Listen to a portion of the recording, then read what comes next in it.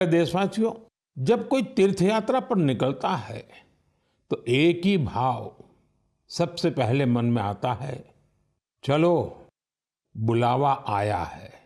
यही भाव हमारे धार्मिक यात्राओं की आत्मा है। ये यात्राएं शरीर के अनुशासन का, मन की शुद्धि का, आपसी प्रेम और भाईचारे का, प्रभु से जुड़ने का माध्यम है। इनके अलावा इन यात्राओं का एक और बड़ा पक्ष होता है।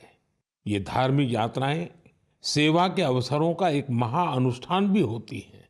जब कोई भी यात्रा होती है तो जितने लोग यात्रा पर जाते हैं उससे ज्यादा लोग तीर्थ यात्रियों की सेवा के काम में जुड़ते हैं। जगह जगह भंडारे और लंगर लगते हैं।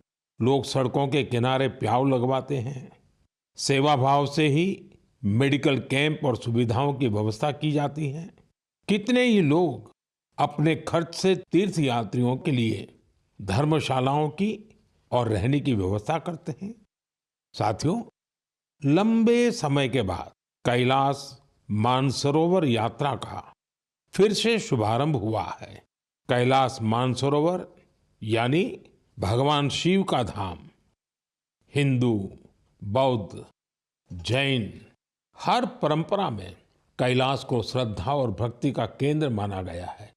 साथियों, 3 जुलाई से पवित्र अमरनाथ यात्रा शुरू होने जा रही है और सावन का पवित्र महीना भी कुछ ही दिन दूर है।